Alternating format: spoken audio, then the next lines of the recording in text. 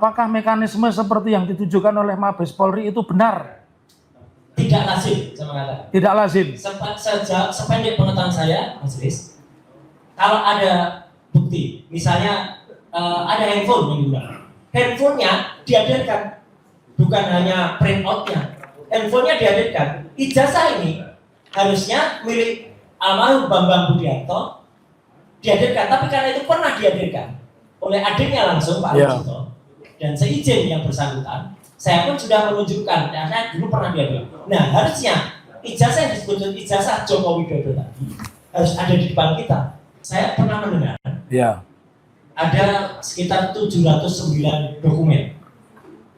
Ya. Tapi hanya mendengar. Pertanyaan saya selanjutnya, tadi kan saudara mengatakan 709 dokumen. Betul. Apakah di antara 709 itu satu pernah diperlihatkan kepada saudara? Belum ada satupun yang pernah diperlihatkan. Belum pernah diperlihatkan kepada saudara. Saudara kan ahli ya, artinya duduk di kursi, di depan hakim, di depan penggugat, depan jaksa, depan siapapun itu pernah. Ya, saya ingin tanya, kaitannya dengan 709 alat bukti itu, menurut pendapat saudara sebagai ahli, bagaimana yang sebenarnya menguji bukti forensik dalam kapasitas keahlian saudara itu? Apakah cukup cerita 709 ini benar ataukah harus dibawa ke persidangan menurut ahli? Sangat tidak cukup kalau hanya dinarasikan. Terus? Harus dibawa ke persidangan dan bahkan sebelumnya diuji. Seperti yang saya melakukan pada ijazah nomor 115 Pronojiwo, 116 almarhum Hari Mulyono, 117 Trimurti Ningsih. Jadi diuji dulu masing-masing otentifikasinya. Saya tidak perlu kemudian pertanyakan langsung karena itu masing-masing Pronojiwo itu mengupload sendiri. Orang yang mengupload sendiri ijazahnya sendiri, masa kita bantah? Ya. Itu kan asli dia. Trimurti Ningsih demikian. Almarhum Hari Mulyono, fotokopi ijazahnya ditunjukkan oleh Pak Sigit Sunarta bersamaan dengan dia menunjukkan fotokopi ijazahnya yang disebut Joko Widodo. Jadi artinya tiga itu sudah diuji dulu otentifikasinya, baru kemudian diuji identifikasinya, komparasinya. 700 sekian dokumen itu diuji masing-masing otentifikasinya benar tidak, itu otentik tidak. Bukti-bukti yang ada di KPU pun, izin majelis dan juga Pak Penuntut, tidak pernah juga diuji karena harusnya mereka diuji di ANRI, Arsip Nasional Republik Indonesia. Menurut persidangan yang saya ikuti di KIP dan saya pernah menjadi ahli juga di KIP, mereka tidak pernah melakukan itu. Jadi mereka itu hanya melakukan yang namanya verifikasi. Verifikasi harusnya ijazah aslinya dibawa dibandingkan. Itu pun tidak pernah dilakukan. Jadi hanya melihat ada fotokopi, ada capnya, ya sudah. Inilah yang kemudian menjadi pertanyaan. Jadi pertanyaan penuntut adalah harusnya 709 bukti itu dihadirkan di persidangan dan bisa diperiksa bersama-sama atau diperiksa oleh laboratorium forensik. Bahkan kalau kami menuntut laboratorium forensiknya juga harus laboratorium forensik yang independen supaya itu dipercaya oleh semua pihak. Seperti yang terjadi pada negara-negara modern lainnya. Laboratorium forensik tidak di bawah kepolisian. Laboratorium forensik harusnya di bawah institusi sendiri, minimal dia di bawah Badan Riset dan Inovasi Nasional atau BRIN. Baik, saya lanjutkan. Dari pengalaman ahli saudara diperiksa di depan pengadilan, jika demikian, apakah pernyataan asli yang diucapkan oleh kepolisian, entah kepolisian manapun itu sifatnya klaim sepihak?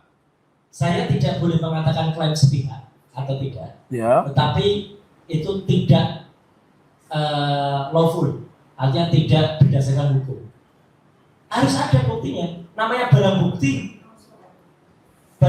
atau namanya gelar perkara. Kok tidak ada yang digelar? Gelar perkara hanya gelar pelosok saja. Jadi ada barang bukti yang digelar. Saya lanjutkan pertanyaan. Saudara tadi mengatakan bahwa ketika saya menanyakan klaim sepihak, saudara menjawabnya harusnya dibuka di depan persidangan. Betul. Pertanyaan saya dari setiap sidang yang pernah Anda ikuti dan pernah Anda didudukkan sebagai ahli, apakah mekanisme seperti yang ditujukan oleh Mabes Polri itu benar?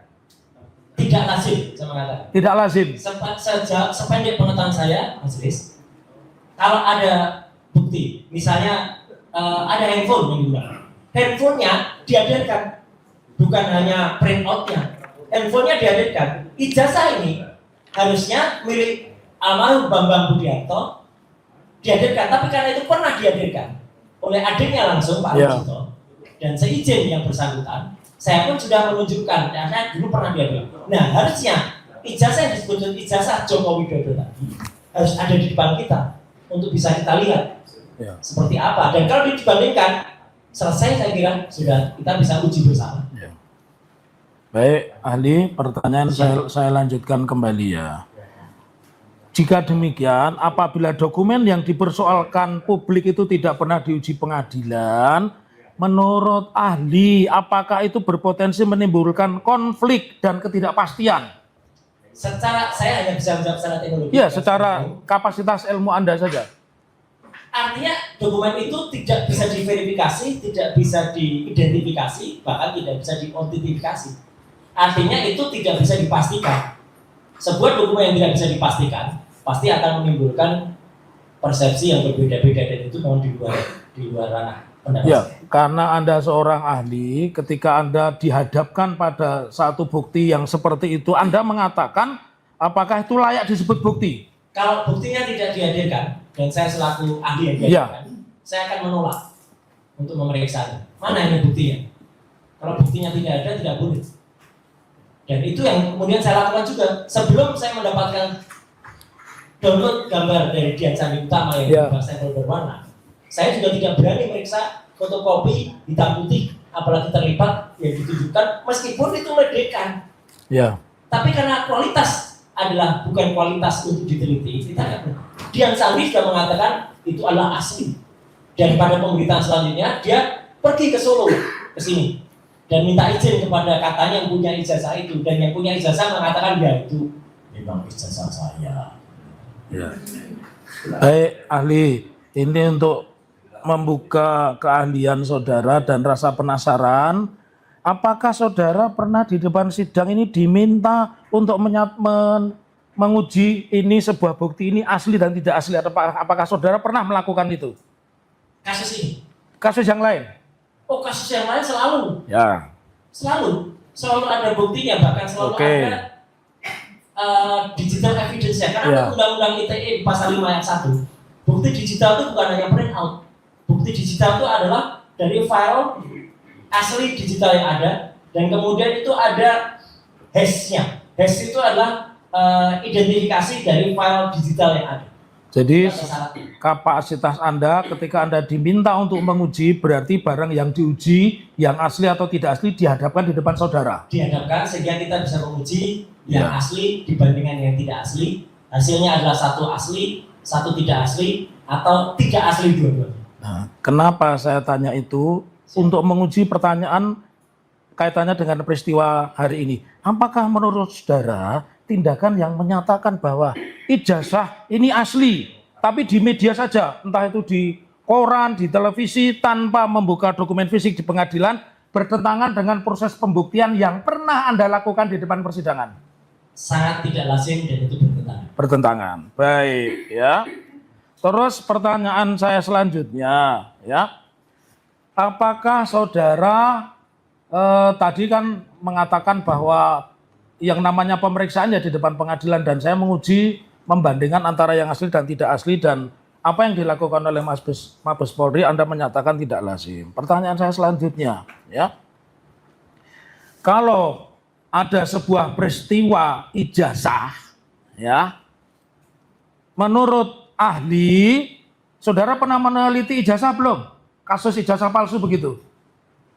Orang memiliki ijazah palsu saja jarang yang ada. Ya. Kemudian saya lebih banyak menguji memang foto. Ini adalah kasus ijazah yang saya teliti untuk pertama kali. Ya, baik. Kaitannya dengan membandingkan, Anda kan meneliti foto dan sebagainya. Apakah metodenya, maaf, ya, sebelum nanti jadi salah arti kan.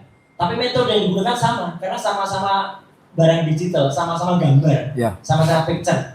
softwarenya juga sama. Nah, pertanyaan saya mau mengarah ke situ. Ya. Kalau tadi saudara mengatakan bahwa foto A, foto B diujinya depan sidang, Ya. apakah untuk menguji ijazah itu juga ijazah yang asli dan ijazah yang palsu dan sebagainya, ijazah seri 1, 2, 3, 4, 6 juga harus dihadirkan di depan sidang? Itu pertanyaan saya. Harus dihadirkan. Harus dihadirkan di depan sidang. Ya.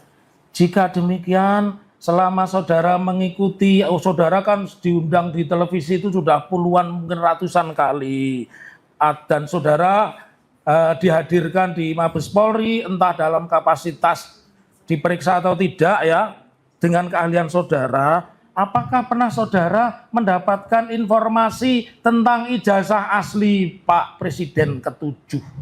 Tidak, satu-satu yang kami pernah diperlihatkan dan disebut-sebut, kami quote and quote Ya. mau ditunjukkan, dipaksakan kalau itu ijazahnya hanya pada tanggal 15 Desember 2025 yang lalu pada gelar perkara khusus di Polda Metro Jaya. Ya. Selain itu tidak pernah ada sosok ijazah yang ditampilkan.